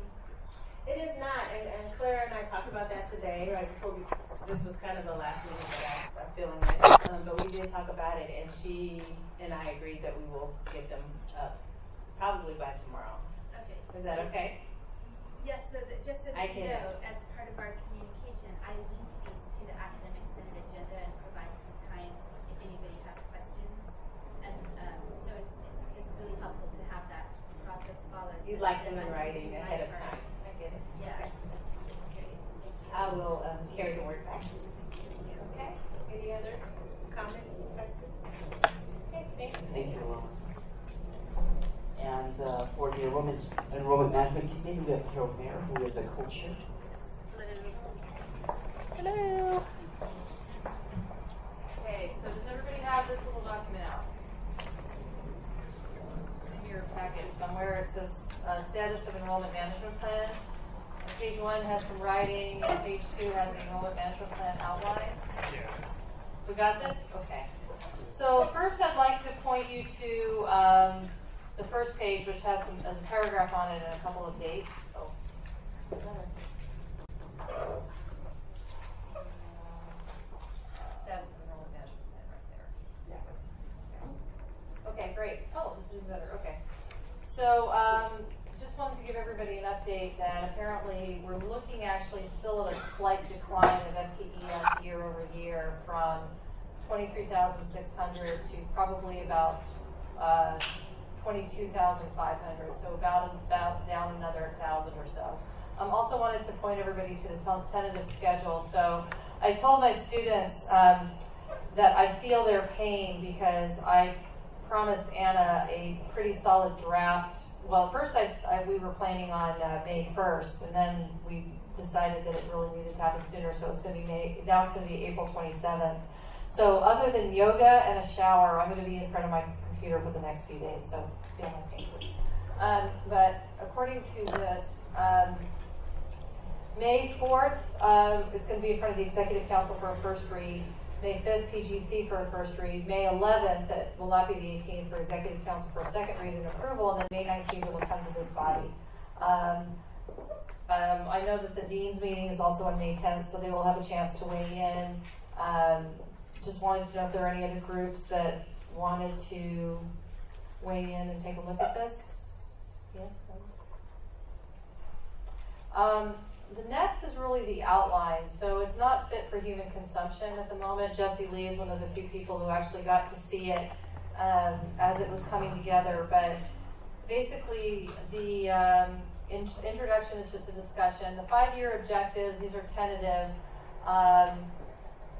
But basically, we're serious about growing. We're serious about rebuilding enrollment. And everything that's going to be in the plan is going to be all of the things that we're focused on to build enrollment, whether it's identifying areas where we have really strong performance with certain student groups that we're going to be able to double, or that we're going to be targeting those groups, as well as identifying areas that were potentially underserved and figuring out how to bring those people in. Also looking at things like the EASE task force, matriculation and triple SP, and how we can look at some of those policies and procedures to help bring onboard students a little faster and more efficiently. New programs specifically focused on all of the innovation. I mean, one of the things that I was really looking to highlight was that there is a lot of innovation happening in a lot of the different departments, both in terms of new degrees, new certificates, new outreach activities, and I thought it was really important that we highlight that. I will not really be able to model any different scenarios. More at this point, I'm going to present the budgets.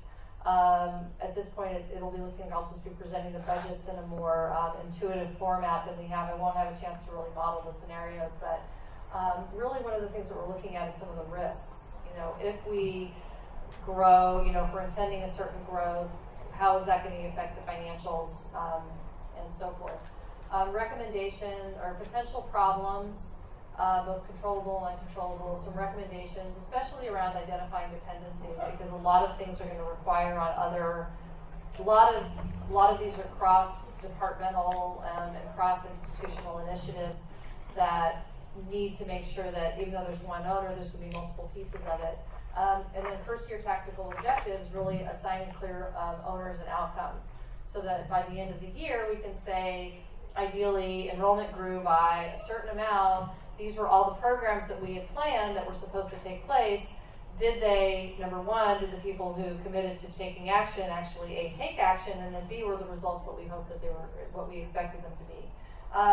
So I have all the data that I need. I have all the information that I need. I'm going to be working with program review. I'm going to be working with Argos data. I've got some extra CSV files from Rick Philman on some more information on student demographics, which if you all know me pretty well, I'm actually a real nerd, so I'm actually kind of excited. And getting some of the financial data in. So I have everything I need. I just need to pull it all together and put a bow on it. So any questions, comments? Yes?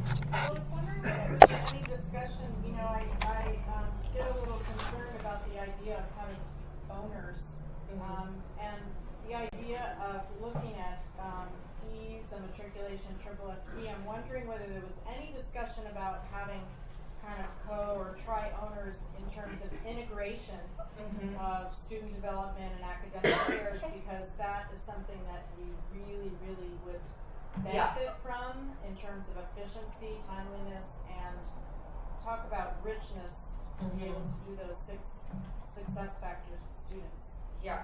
So was there a discussion about that? Well, Samuel and I haven't met yet, but we actually talked on Muni the other day, so. I was trying to listen to Let's start. I'm sorry. So anyways, yeah, we are in communication about how that is going to look. Yes. Simon. Does Jesse get to pick? Good job. So I'm going to give an illustration and a concern. The illustration is just this week. I had an instructor who just developed a very innovative course in cancer biology, launched for the first time this semester, asking me, should I take this course online where it would have a greater audience?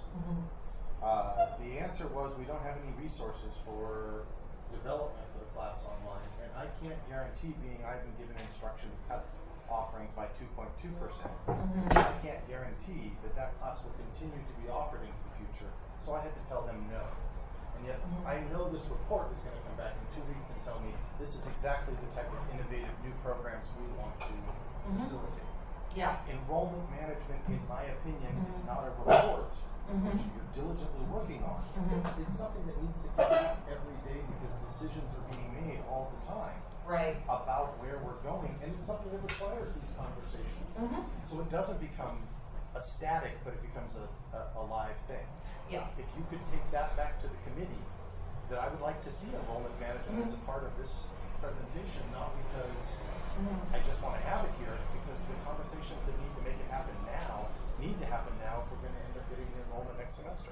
Well, and that is exactly a conversation that the Vice Chancellor and I had, was I said, you know,